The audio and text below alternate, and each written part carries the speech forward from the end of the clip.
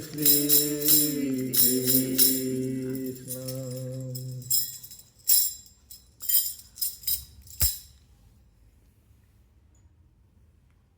सुखदेव जी ने जब परीक्षित से कहा कि सुनो परीक्षित, तुम्हारी जो अभिलाषा हो, अपने अभिलाषा के अनुरूप अलग अलग देवताओं की उपासना करो।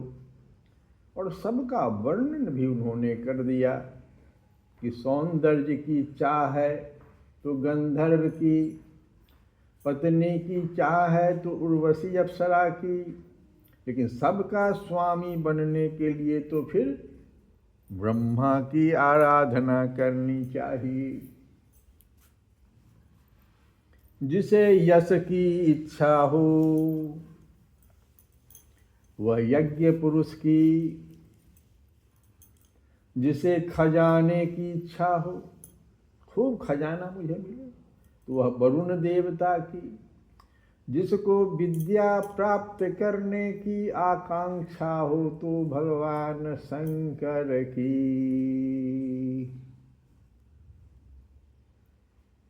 और शादीशुदा अगर है, पति पत्नी में दाम्पत्य जीवन अगर परस्पर प्रेम से चले तो फिर भगवान भोलेनाथ की जो सबसे भक्त पर पार्वती जी हैं उनकी उपासना करनी चाहिए। विद्या प्राप्त करने के लिए भगवान शंकर की, और पति पत्नी के बीच में दाम्पत्य जीवन खूब अच्छा रहे, परस्पर प्रेम बनाए रखने के लिए पार्वती जी की उपासना करनी चाहिए। और भी अगर मान लीजिए आप सुनना चाहते हो, सुखदेव जी कहते हैं कि वंश परंपरा कैसे चलेगी, तो उसकी रक्षा के लिए वंश में जो है सो मान लो संतान तो आ गए लेकिन रक्षा नहीं हो पा रही है। इसका मतलब है कि आपके पितर लोग प्रसन्न नहीं हैं, तो पितृलोगों की उपासना करो।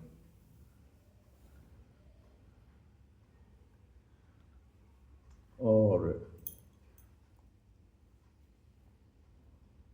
अगर धर्म की उपार्जन करना है तो विष्णु भगवान की उपासना करो।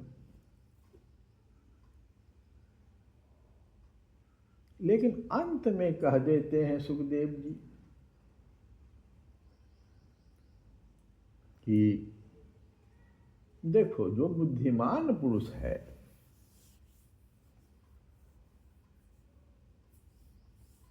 बुद्धिमान तो है लेकिन कामना युक्त है एक, और दूसरा निष्काम है और मोक्ष चाहता है, लेकिन दोनों चाहता है मोक्ष। एक निष्काम है, बुद्धिमान पुरुष है। पहली बात क्या है, बुद्धिमान पुरुष है, और एक कामनाओं से युक्त है और मोक्ष चाहता है, और एक निष्काम है। तो उसको तो तीव्र भक्ति योग के द्वारा, तीव्र भक्ति योग, केवल पुरुषोत्तम भगवान की ही आराधना करनी चाहिए। और सबसे बड़ा हित इसी में उन्होंने कह दिया। तो जैसे शौनकादि ऋषि, सुन रहे थे कथा कौन, शौनकादि ऋषि, और कह रहे थे सूत जी, कथा किसकी चल रही थी, भगवान की। किसके किसके बीच में हो रहा था, तो सुखदेव जी और परीक्षित जी के बीच में। किस अवसर पर हो रहा था, तो परीक्षित जी का आयु 7 दिन बचा हुआ। उत्सुकता जब बहुत ज्यादा हो कथा सुनने, 7 दिन समय है, सब कुछ सारा भोग भोग चुके हैं परीक्षित जी, अब आयु 7 दिन। मैंने कहने के यहाँ पर मतलब उत्सुकता, जिज्ञासु, बड़े जिज्ञासु भक्त के नजदीक ये कथा हो रही है, तो शौनकादि ऋषियों ने कुछ प्रश्न कर दिया सूत जी से। कहा कि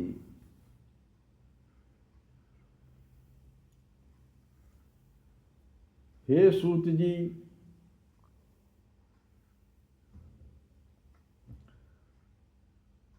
आप तो सब कुछ जानते हैं। ये सुखदेव जी और परीक्षित जी के बीच जो संवाद चल रहा है वो आप सब कुछ जानते हैं, और हम लोग उनकी प्रत्येक बातचीत को बड़ा प्रेम से सुनना चाहते हैं। थोड़ा सा और विस्तार कर दीजिए, क्योंकि उन्होंने जो अंत में कह दिया कि भगवान की रसमयी लीला, जो तीव्र भक्ति योग के द्वारा केवल पुरुषोत्तम भगवान की ही आराधना करता,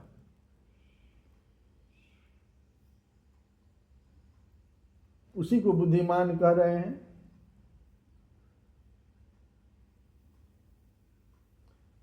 तो हम समझते ये हैं, शौनकादि ऋषि प्रश्न कर रहे हैं। सो देखो, ध्यान दो कि संसार में जो भी जन्म लिया है,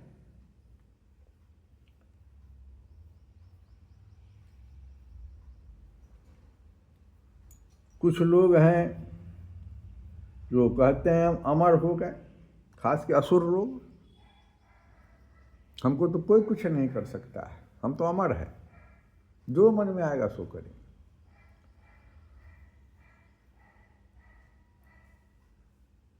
लेकिन उनकी भी मृत्यु हो जाती है, अमर होने का दावा कर रहे हैं। तो और मानव की तो बात ही छोड़ दो, साधारण जो मानव है, तो कोई भी मृत्यु से बहुत डरता है। तो क्या करना है कि मृत्यु हो ही नहीं।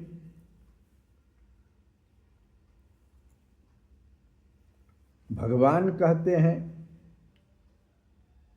कि जातस्य ही ध्रुवो मृत्यो, जातस्य ही ध्रुवो मृत्यु। ध्रुव है जन्म लेने वाले का, मृत्यु होगा ही। जातस्य ही ध्रुवो मृत्यु, अध्रुवम जन्म मृतस्य च। दोनों होगा, जो जन्म लिया उसकी मृत्यु होगी, जो मृत्यु को प्राप्त किया उसका जन्म होगा। ये जन्म मृत्यु के चक्कर से हम लोग सब भयभीत हैं।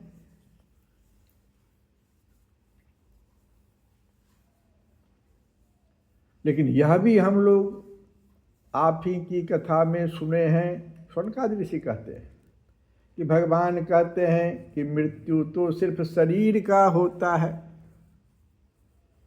आत्मा का नहीं।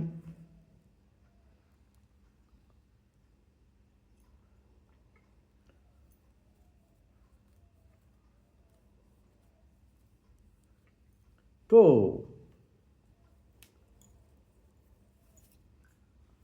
एक चीज करना चाहिए। अब शौनकादि ऋषि कहते हैं,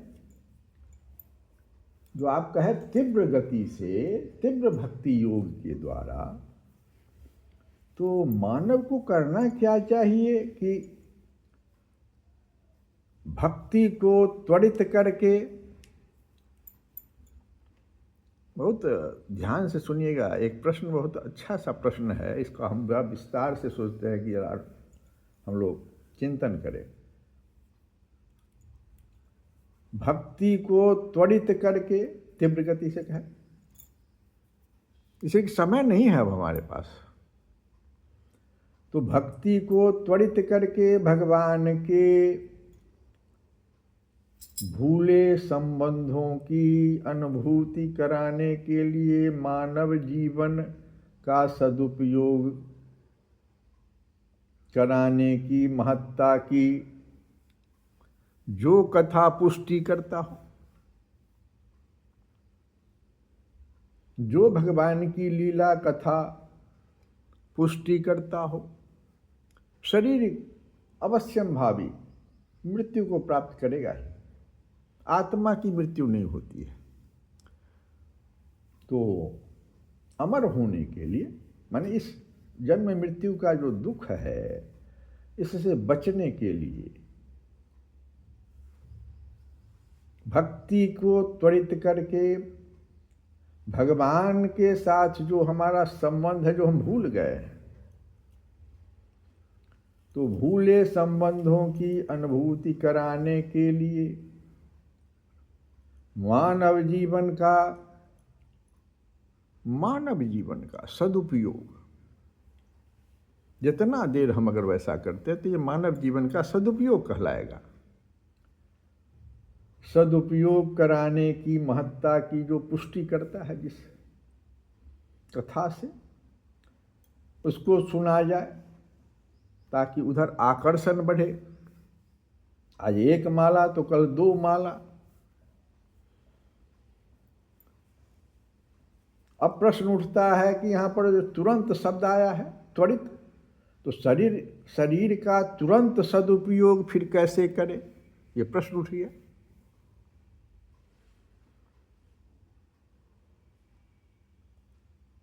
क्योंकि तुरंत शब्द इसलिए आया कि काल जो है किसी की भी प्रतीक्षा नहीं करता है। जैसे ज्वार भाटा किसी की प्रतीक्षा नहीं करता, वैसे ही काल भी जो है, भगवान स्वयं गीता में कहते हैं कि कालोस्मि,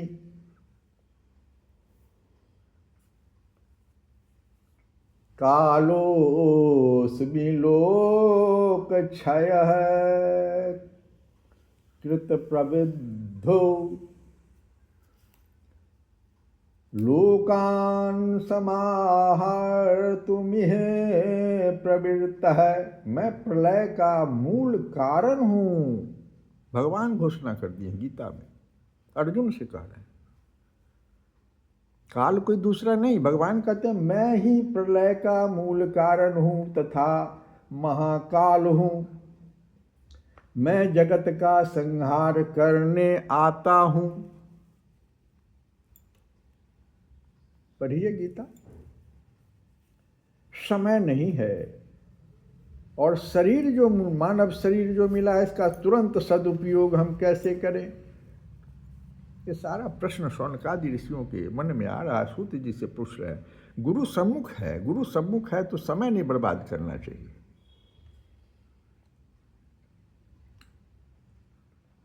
और हर मानव अपना सुख और शांति उसका अस्थाई स्रोत खोजता रहता, ढूंढता रहता।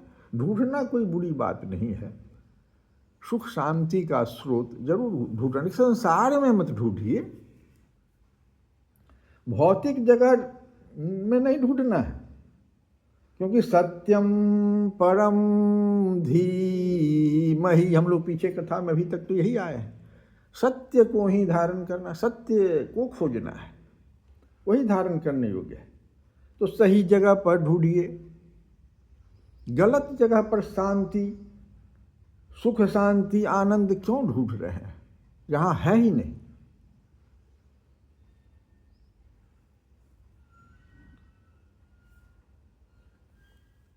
गीता में भी भगवान कहते हैं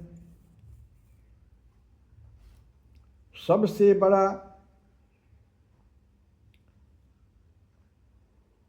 भय जो है मानव का क्या है, कि कहीं अगले जन्म में मानव देह से नीचे की योनि न मिल जाए।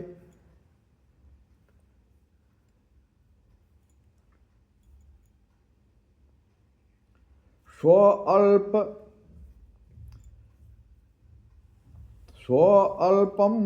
प्यस्य धर्मस्य जायते महतो भयात्। सबसे बड़ा भय। अगले जन्म में कहीं मानव देह से नीचे की योनि न मिल जाए, नरक में न कहीं हम चले जाएं। पृथ्वी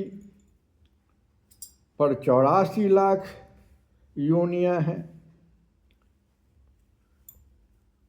जिनमें कीट भी है, पतंग भी है, पशु पक्षी सब हैं। लेकिन देखो एक चीज है, ध्यान दो, मानव के समान इनमें बुद्धि नहीं है। और सब चीज बड़ा, देखो और सब चीज में तो बराबरी है। क्या? खाना पीना, प्रजनन करना, इन सब कार्यों में तो हम सभी बराबर हैं। लेकिन मानव के समान बुद्धि नहीं है। ये बुद्धि जब विवेक का सहारा ले लेता है तो कहां से कहां पहुंचा देता है।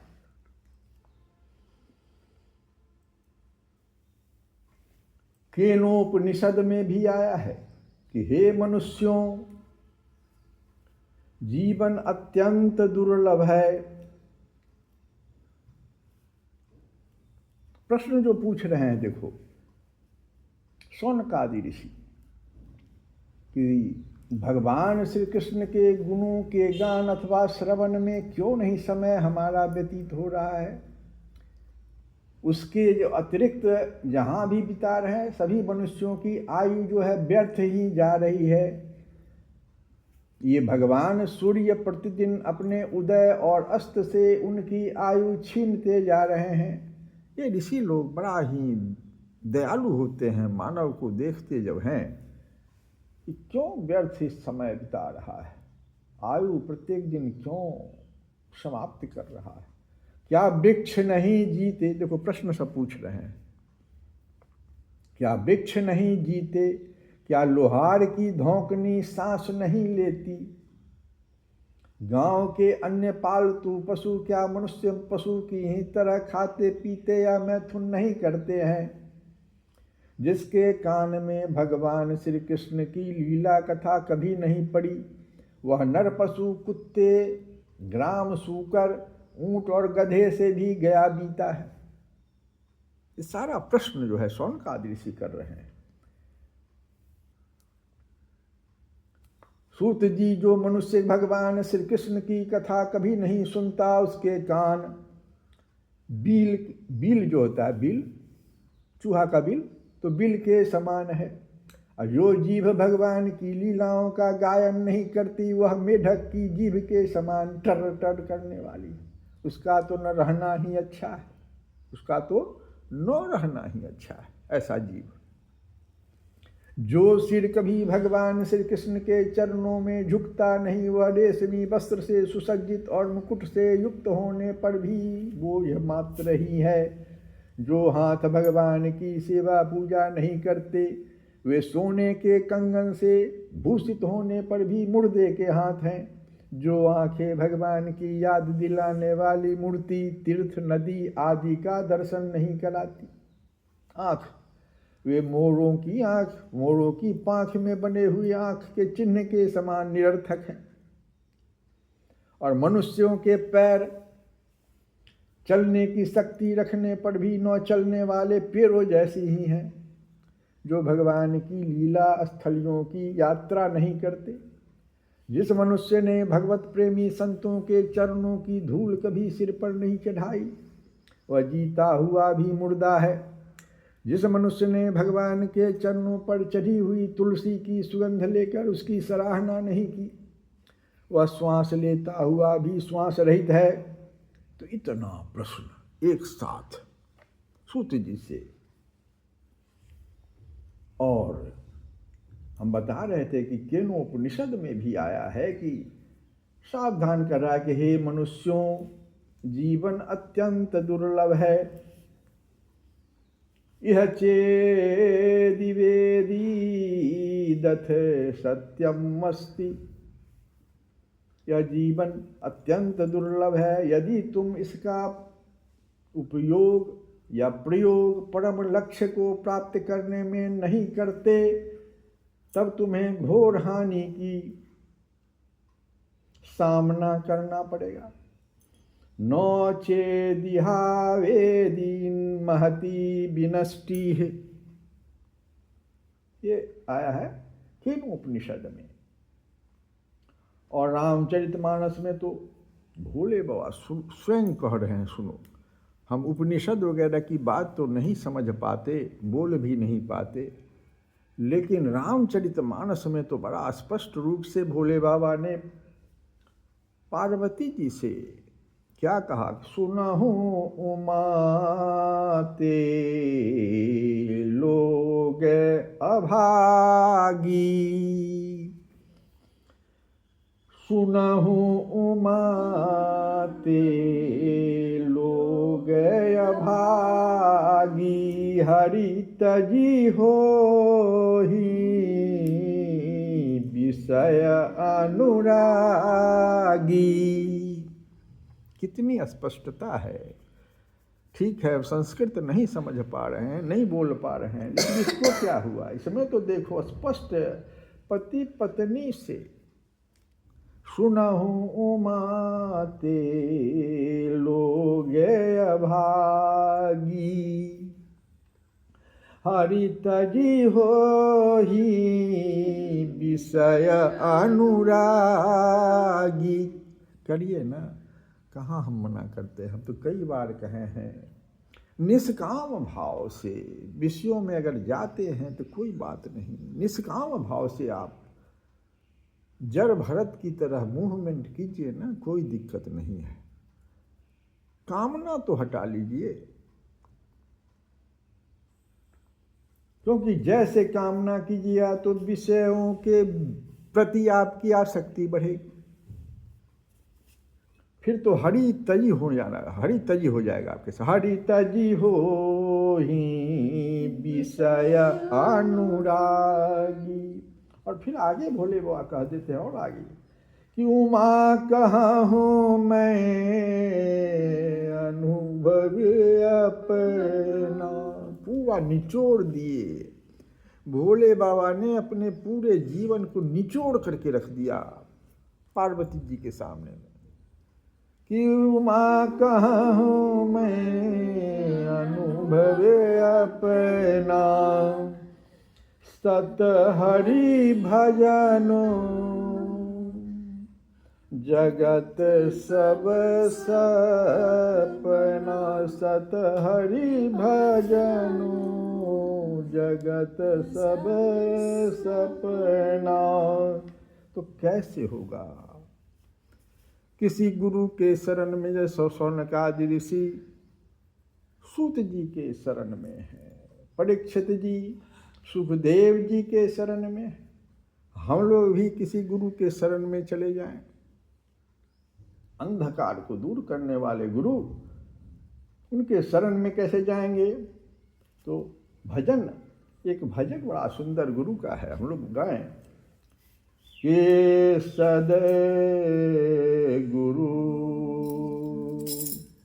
एक तुम्हें आधार, सतगुरु एक तुम्हें आधार, सतगुरु एक तुम्हें आधार। जब तक मिलो न तुम जीवन में, जब तक मिलो न तुम जीवन में, शांति कहाँ मिल सकती मन में, शांति कहाँ मिल सकती मन में। हो खोज फिरा संसार, खोज फिरा संसार, सद्गुरु एक तुम्हीं आधार, सद्गुरु एक तुम्हीं आधार। ध्यान दीजिए, आप लोग भजन सुनने के क्रम में शायद सोचते होइएगा कि कोई सदगुरु ऐसा सूत जी के जैसा, सुखदेव जी के जैसा तो हमें नहीं मिल रहा। नहीं, गलत यही हो गई। यही तो भ्रांति है। गुरु माने हमारे पास जो अंधेरा है उसमें थोड़ा प्रकाश डाल दे। मार्ग जो मेरा इधर उधर भटक गया उसको थोड़ा सा बदल दे। चौराहे पर खड़ा व्यक्ति का गुरु वही व्यक्ति है जो सही चौराहा में से एक रास्ता बता दे।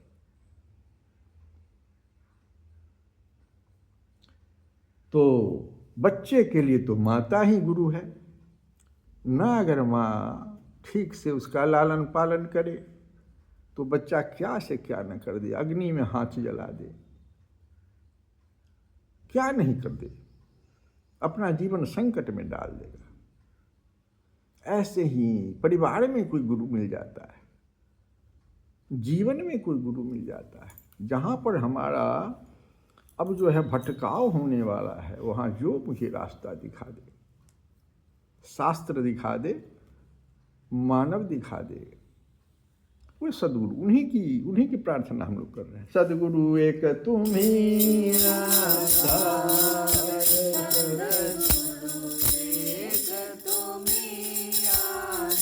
और इसलिए कहा गया कि जब तक मिलो न तुम जीवन में शांति, कहाँ मिल सकती मन में खोज फिर संसार।